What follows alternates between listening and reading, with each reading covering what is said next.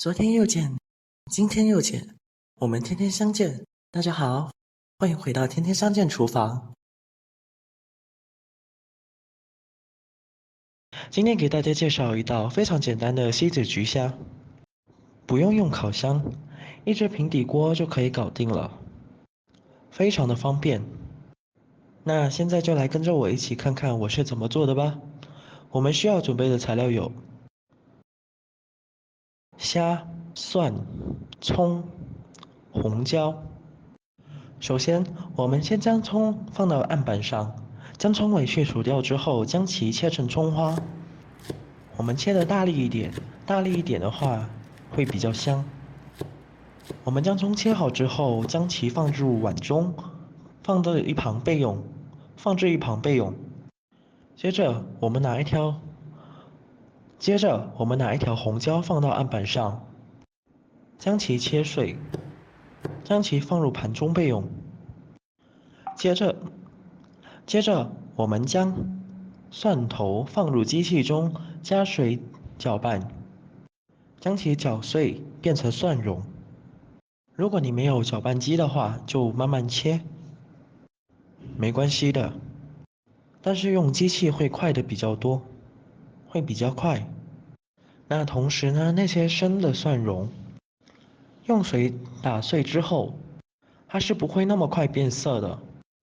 那么你可以用油来浸泡，将来用来炒菜是很棒的。将蒜头全部打成蒜蓉之后，我们接着将其过滤倒出。我们先处理虾。我们拿一支牙签在虾背的中间起虾长，像这样起会比较容易一点。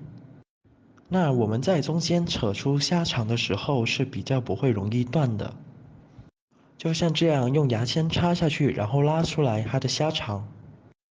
将虾肠全部取出之后，我们用剪刀将虾脚给剪掉，不要了。那虾头的地方留下来不用紧。如果你没有空的话，虾脚也可以不用剪的。虾脚也可以不用剪的。处理好虾之后，我们将它拿去清洗一下。洗好之后，将虾隔去水分。接着我们炸蒜蓉。我们在锅中加入适量的冷油，接着我们下蒜蓉。我们下了蒜蓉之后才开火。我们开个中至小火，然后慢慢炸。那这里呢，我们放一半的蒜蓉就够了，另外一半等一下还有用。我们用中至小火慢慢的炸蒜蓉，将蒜蓉中的水分给炸出来。我们在炸蒜蓉的过程中也要适时的搅拌一下，以免蒜蓉粘在锅上。那我们可以看到，我们起初炸蒜蓉的时候呢，是很多泡泡的。那到现在炸的差不多的时候，这些泡泡已经开始变小了，而且也开始变色，变成金黄色。我们在蒜蓉有少少的颜色的时候，就可以倒出来了。那刚才被我们放到一旁的虾呢，我们把刚才没有炸的蒜蓉给放下去，那接着再把炸的蒜蓉也一起放下去。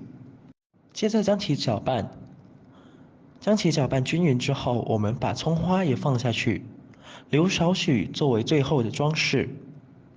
接着再放少许的辣椒下去，再放少少的幼盐。接着将其搅拌均匀。搅拌均匀之后，我们将其放置一旁备用。接着我们准备一张锡纸，大张一点的，我们将它对折。这样就好了。那家里有烤箱的话，也可以用烤箱。那如果不想用烤箱的话，平底锅就搞定了。接着，我们将虾以及蒜蓉我们将刚才与虾混合的蒜蓉放进去。切记不要将它放在中间，将它放在锡纸的左边就行了。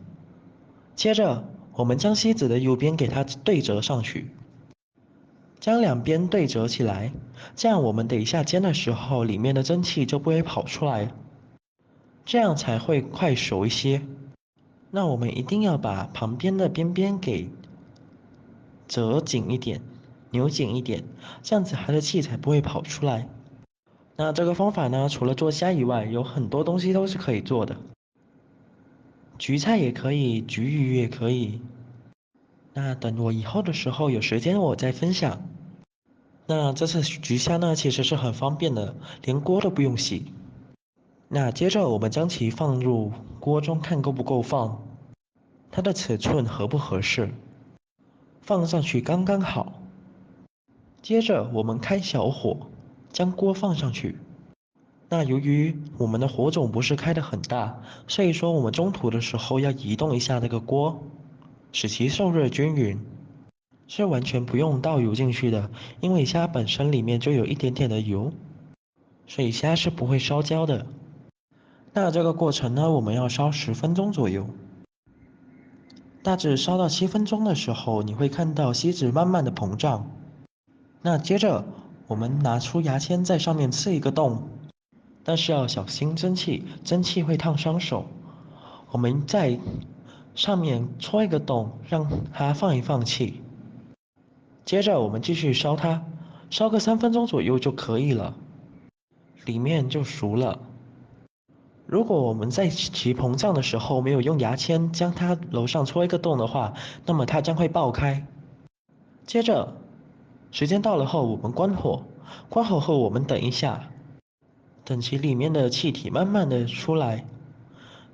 由于里面的蒸汽目前是处于一个很热的状态，那如果你着急去解开它的话，这样子你会导致你烫伤。那我们现在关了火了，就让它的蒸汽给漏出来，等蒸汽没有那么多了，我们就可以开了。我们用刀子在上面轻轻的划2刀，我们也可以用剪刀剪的，但是总而言之就是要小心蒸汽。那我们的手距离远一点就可以了。将其切开之后，我们检查看里面熟不熟。已经熟了，熟透了，很香，蒜蓉味不断的攻出来。那这些虾如果吃不完的话，第二天用来煮米粉也是很棒的。那接着我们加一点小葱花。那如果我们试味的时候觉得不够咸的话，我们可以加一点生抽下去，这样就会很好吃了。就就这样，一道好吃又美味的西子焗虾就这样做好了。如果你喜欢这个视频，帮忙给我点个赞，并订阅我的频道，别忘了在下面留言，告诉我你有学会做这个家常菜了吗？下个视频中，我将会带来更多的家常菜。感谢你的观看，我们下个视频见。